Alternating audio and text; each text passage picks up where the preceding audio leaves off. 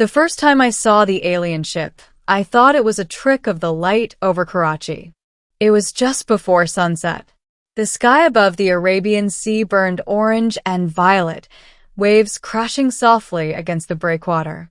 I had come there to think, to escape the noise of traffic, deadlines, and the quiet loneliness that had followed me for years. That's when the clouds split open. It wasn't dramatic like in the movies. No explosions. No thunder. Just a silent distortion in the sky, as if reality itself had glitched. A massive structure phased into view, sleek, crescent-shaped, metallic yet fluid, reflecting the dying sunlight like liquid mercury. People began shouting behind me. Phones came out. Some ran. Some stood frozen. A beam of pale blue light descended from the ship and locked onto me. Not the crowd. Me. I didn't have time to scream. The world dissolved into light. When my vision cleared, I was no longer standing by the sea.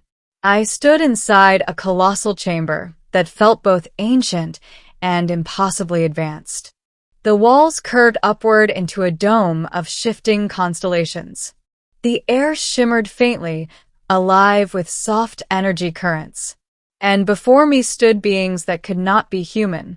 They were tall, easily 7 feet, with elongated limbs and luminous skin that glowed faintly silver blue.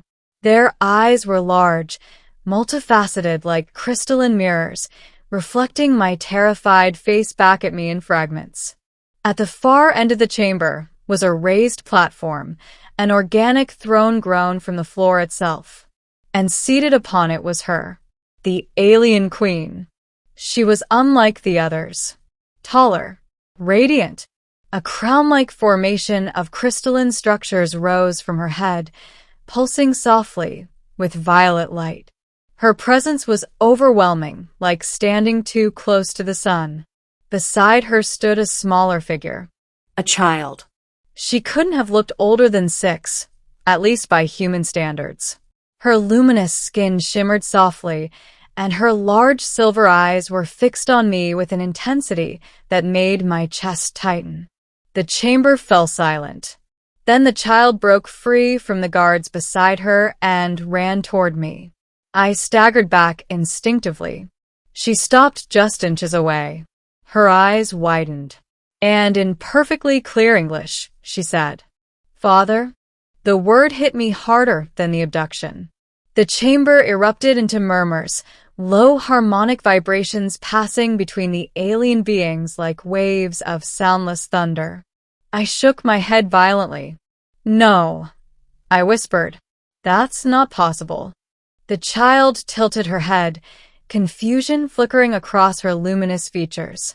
"Why do you not remember me?" she asked softly. My knees nearly gave out. The queen rose from her throne. The entire chamber went still.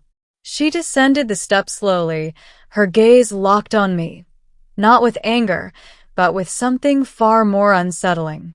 Shock. "You will explain this," the queen said, her voice resonating directly inside my mind. I clutched my temples. "I don't know what's happening," I shouted. "I've never seen any of you before." The child reached for my hand. When her small fingers touched my skin, a jolt of warmth shot through my body. Images flashed behind my eyes. Stars. A room of white light. A cradle made of living crystal. And a tiny glowing infant wrapped in energy fields. I stumbled backward, gasping. The queen's expression hardened. "The bond is evident," she said. "The genetic resonance confirms it." "Genetic what?" I choked. One of the taller aliens stepped forward, projecting a holographic structure into the air. It was a double helix, but unlike human DNA. It shimmered with strands of light woven through it like circuitry. 2 patterns rotated side by side. One glowed silver blue. The other was unmistakably human. Mine. "This is impossible," I whispered. The queen approached until she stood only a few feet away. "You are the biological progenitor of my daughter," she said calmly. And yet you stand before me claiming ignorance. I would remember, I insisted. I've never left Earth. The Queen's gaze sharpened. On the contrary, she said. You left once. They showed me the evidence. 3 years ago. A night I barely remembered. I had been driving home from work during a thunderstorm outside Karachi. The rain had been blinding. Lightning had cracked across the sky in unnatural patterns. Then nothing. I had woken up the next morning in my car, parked safely by the roadside. I had assumed I'd blacked out from exhaustion. But their records told a different story. A projection filled the chamber. There I was, unconscious, suspended in a beam of light. The Queen stood beside me, though she appeared younger somehow, less adorned by crystalline regalia. You were selected, she said quietly. For what? My voice barely worked. Our species faces extinction, she said. We cannot reproduce through our own genetic code alone. Our evolution reached its apex, and then stagnated. She gestured toward her daughter. She is the first successful hybrid. I stared at the child. She stared back. Why me? Asked hoarsely. Your genome contains rare adaptive markers, the Queen replied. Resilience to radiation. High neural plasticity. Emotional depth. Emotional depth? I repeated weakly. We require not only biological viability, she said. We require evolution of consciousness. My head spun. So you abducted me, used my DNA, and erased my memory. Yes. The blunt honesty was almost worse than denial. And now? I demanded. Why bring me here? The Queen's composure cracked. For just a second. Because she calls for you, she said. The child stepped forward again. I dream of you, she whispered. Of oceans and sunsets and laughter. I feel incomplete. Something twisted painfully in my chest. I don't know you, I said softly. Her luminous eyes dimmed.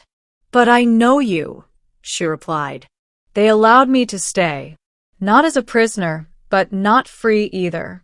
I was given quarters overlooking a vast alien city that stretched beneath a translucent dome. Towering spires of living crystal pulsed with energy. Ships drifted silently between platforms like slow-moving stars. The child, her name was Liara, visited me daily. She asked questions endlessly. What is rain like? Why do humans celebrate birth with fire? Why do you fear death? Her curiosity was boundless and disturbingly human. Sometimes, when she laughed, it sounded like my sister's laugh. Light and bright and unrestrained. That terrified me more than the abduction. One evening, as we stood overlooking the alien skyline, she slipped her hand into mine. Why does Mother fear you? She asked. I don't think she fears me, I said carefully. She does, Liara insisted. The council whispers. Whispers what? That humans are unpredictable. That your emotions destabilize structure. I snorted softly. They're not wrong.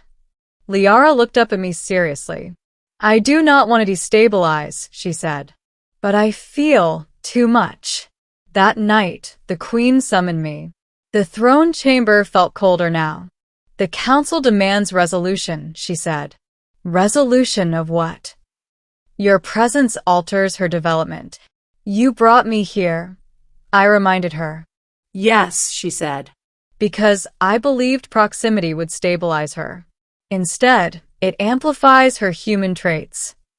And that's bad. For an heir to the throne, she asked. Yes. I felt anger rising. She's a child. She is the future of our species. And she's half human, I shot back. You can't erase that. The Queen's eyes flared with violet light. You speak as though you claim her. I hesitated. Did I? I had no memory of creating her. No choice in her conception. And yet, when she called me father, something inside me answered. I didn't ask for this, I said quietly. Nor did I, the Queen replied, equally soft. The admission surprised us both. You chose survival, I said. Yes. At what cost? She didn't respond. The crisis came sooner than expected. The council moved to separate Liara from me permanently. They claimed her emotional fluctuations were destabilizing planetary energy grids. An exaggeration, I suspected, but fear makes governments ruthless, even alien ones. Liara was confined to a containment chamber. When she saw me through the energy barrier, her eyes shimmered with tears. Did I do wrong? She asked. The question shattered me. No, I said firmly. You didn't. The Queen arrived moments later. The council has voted, she said. Human influence must be removed. You mean me? I said flatly. Yes. And her? She will undergo cognitive realignment. Mind control? I snapped. Correction, the Queen said sharply. Liara pressed her hand against the barrier. I do not want correction, she whispered. The Queen flinched. For the first time, she looked less like a ruler and more like a mother. You are divided, I said to her quietly, between your crown and your child. She closed her eyes briefly. You think I do not feel that? She asked. I think you do, I said. Which means you're more human than you admit. Silence stretched between us. Then alarms began to sound. The chamber trembled. One of the council members appeared in a holographic projection. The hybrid's emotional surge is destabilizing the core, it announced. Immediate separation required. Liara screamed, not in fear, but in defiance. Energy rippled outward from her body in visible waves. The barrier shattered. The shockwave knocked several aliens to the ground. She ran to me, clutching me tightly. Do not leave, she begged. I held her, and in that moment, memory returned. Fragments at first, white light, the Queen's face close to mine, her hand over my chest. You are compatible, she had said then. But there had been something else. A question. Will you give willingly? I had been conscious. Barely, but conscious. And I had said yes. Because I had seen something in her eyes that night. Desperation. I staggered back now. Realization crashing over me. I agreed, I whispered. The Queen stared at me. You remember. You asked, I said. And I said yes. The council projection flickered uncertainly. This is irrelevant, it declared. It's not, I said sharply. You didn't just take from me. I chose to give. The Queen stepped forward. Why? She asked softly. I looked at Liara.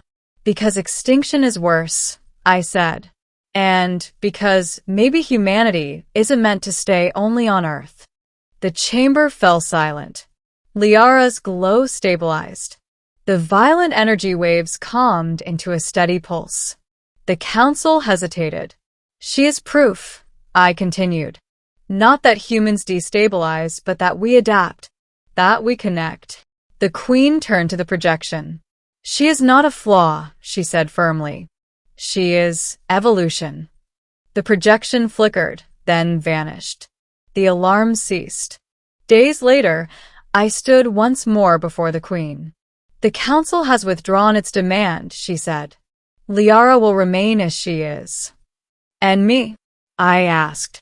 You may return to Earth, she said, or remain. Liara stood beside her, eyes hopeful. If I stay, I asked carefully, what am I? The Queen considered. Not consort, she said. Not subject.